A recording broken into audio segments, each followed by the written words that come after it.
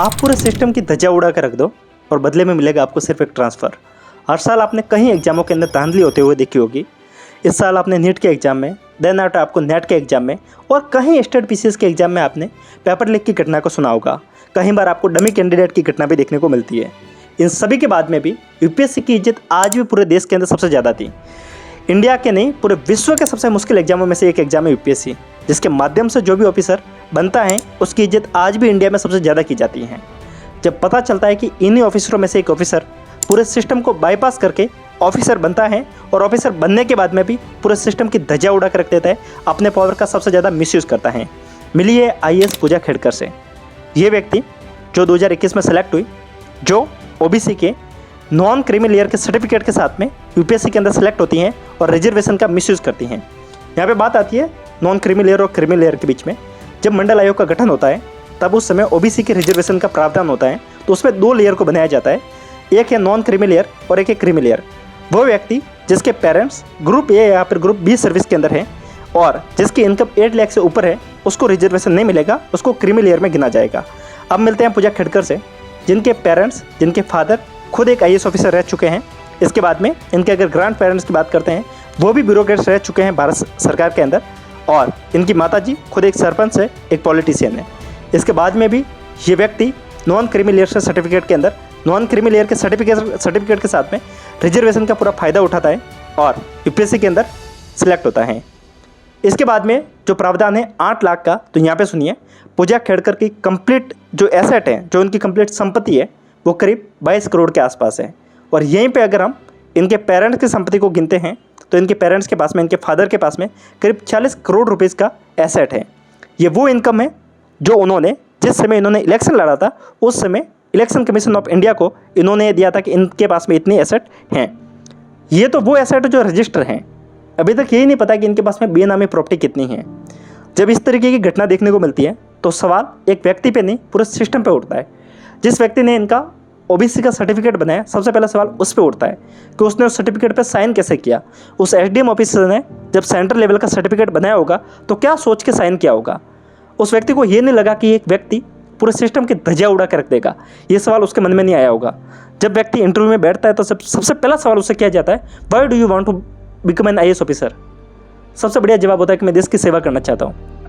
पूरा सिस्टम इस हिसाब से खोखला हो चुका है कि कोई भी व्यक्ति आता है वो धज्जियां उड़ा कर रख देता है। ऐसा नहीं है कि फर्स्ट ऐसी ऑफिसर है जो करप्शन को कर रही है। अगर ढंग से कमेटी को बिठाया जाए, ढंग से जांच की जाए, तो ऐसे बहुत सारे ब्यूरोक्रेट्स देखने को मिल जाएंगे जो सर्विस में रहते हुए अपने पावर को मिसयूज़ कर रहे हैं। आपने कोविड के टाइम पे ऐसा वीडियो देखा था जिसके अंदर एक आईएएस ऑफिसर दिल्ली के अंदर अपने कुत्ते को घुमाने के लिए स्टेडियम को खाली करवा देता है। ऐसे बहुत सारे वीडियो आपको हर साल देखने को मिलते हैं। आज के टाइम में यूपीएससी के द्वारा निकलने वाले आईएएस ऑफिसर सर्विस कम और दिखावा ज़्यादा कर रहे हैं। बहुत सारे ऐसे रैंक टॉपर आपको देखने को मिले होंगे जिनकी रैंक आ रखी है, जो ऑलरेडी पॉपुलर है, पर उनकी ये पॉपुलरिटी की जो हाइप है वो कमी नहीं हो रही है।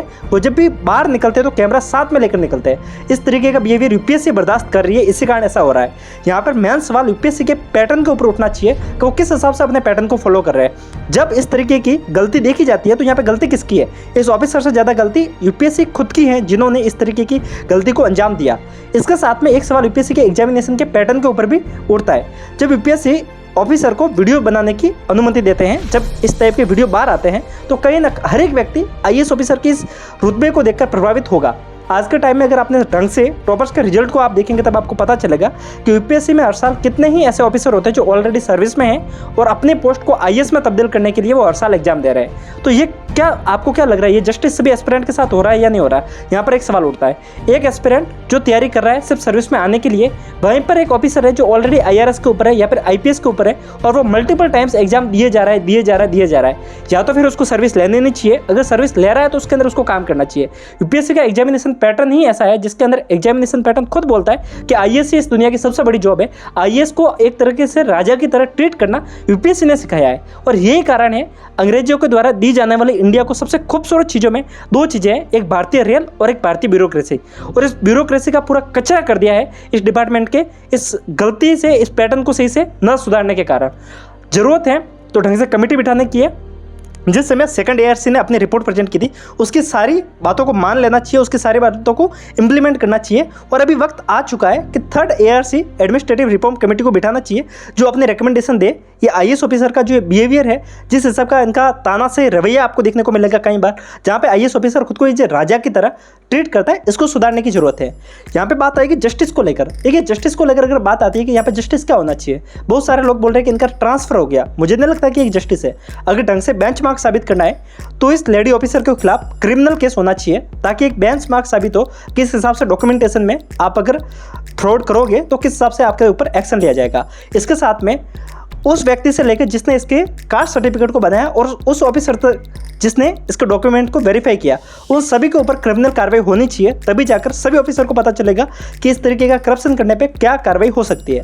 इन सब के साथ में 2021 के अंदर ये ऑफिसर बनी थी, 2021 की वेटिंग लिस्ट निकाली जाए और उसके अंदर जो व्यक्ति कैपेबल है उस व्यक्ति को इसकी सीट वापस दी जाए, तब जाके सही से इस एग्जामिनेशन का मतलब निकलेगा। इन सभी के साथ में एक ढंग से कमेटी बिठाई जाए जो इन सारे रिफॉर्म के ऊपर बात करे, तब जाके सही से देखा जाएगा क्या यूपीएससी सही से काम कर रही है या नहीं कर रही है, तब जाके साबित होगा। मेरा सवाल यूपीएससी के साथ साथ आप सभी लोगों से भी है जो इस तरीके की वीडियोज बनाते हैं। खासकर आपने आज के टाइम में बहुत सारे टीचर भी देखे होंगे। मैं एक टीचर की बात नहीं करना चाहूँगा, बहुत सारे ऐसे टीचर हैं जो यूपीएससी के एग्जामिनेशन को एवं यूपीएससी के टीचर्स को, यूपीएससी के ऑफिसर को एज ए राजा की तरह ट्रीट करते हैं। इस बिहेवियर को बदलना होगा, तभी जाकर ये माइंड सेट बदलेगा और तब जाकर कुछ सुधार होगा।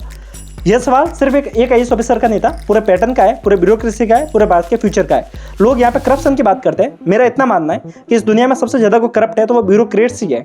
अगर ब्यूरोक्रेसी सुधर जाए, अगर ब्यूरोक्रेसी में करप्शन बंद हो जाए, तो किसी नेता की इतनी औकात नहीं होगी कि वो पूरे रेवेन्यू सिस्टम से 1 रुपये की भी चोरी कर पाए। ये बात समझनी होगी और उसके ऊपर सुधार की जरूरत है। मिलते हैं ऐसे वीडियो के साथ में, तब तक के लिए नमस्कार, जय हिंद।